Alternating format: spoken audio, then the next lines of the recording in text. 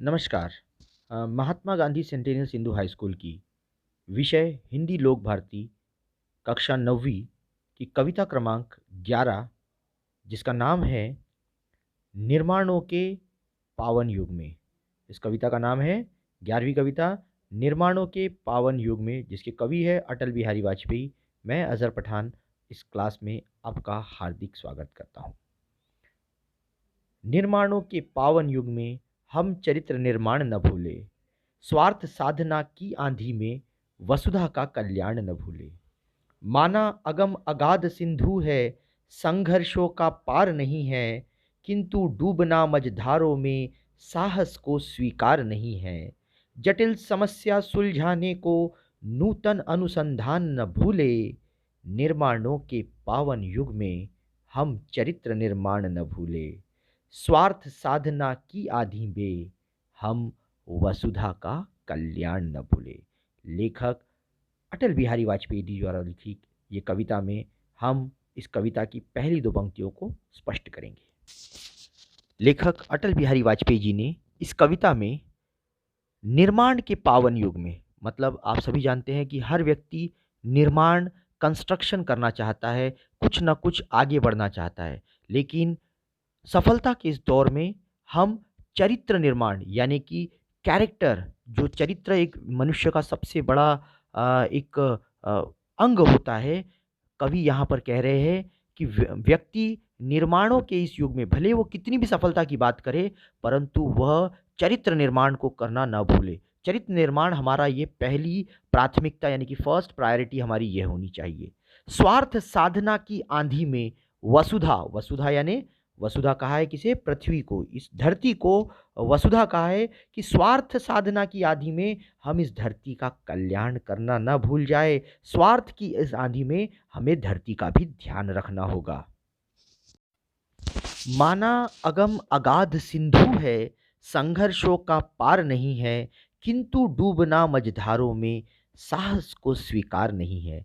जटिल समस्या सुलझाने को नूतन अनुसंधान न भूले।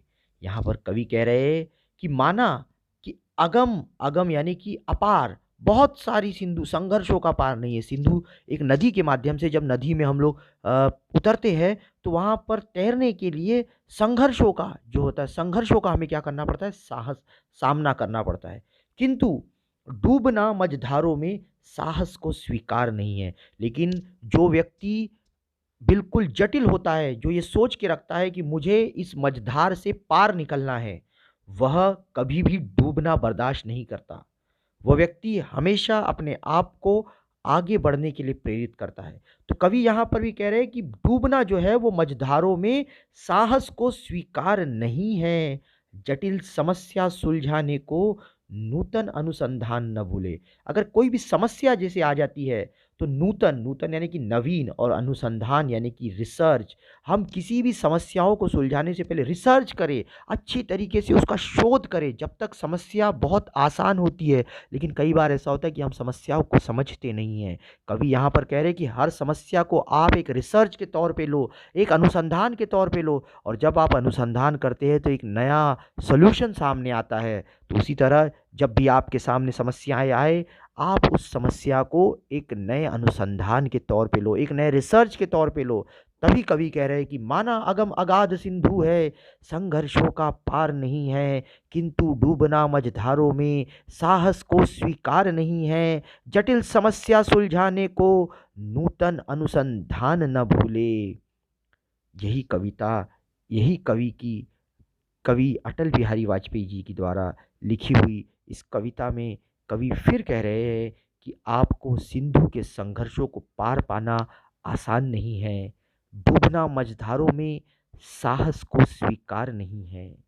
जटिल समस्या सुलझाने को नूतन अनुसंधान न भूले।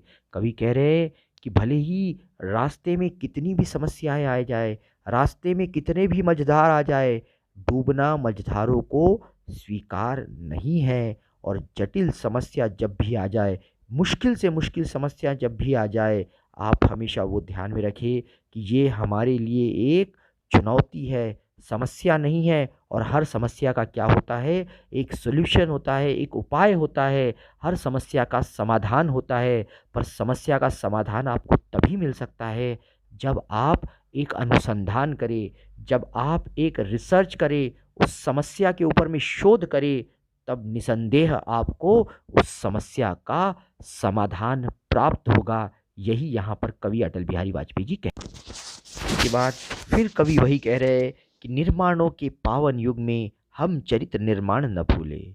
निर्माणों के पावन युग में हम चरित्र निर्माण न भूले। स्वार्थ साधना की आंधी में वसुधा का कल्याण न भूले। निर्माण अर्थात कंस्ट्रक्शन, ये जो युग चल रहा है, सफलता का, निर्माणों का युग चल रहा है। पर निर्माणों के युग में हमारी सबसे पहले प्राथमिकता होनी चाहिए चरित्र निर्माण। चरित्र निर्माण यानी कि कैरेक्टर बिल्ड।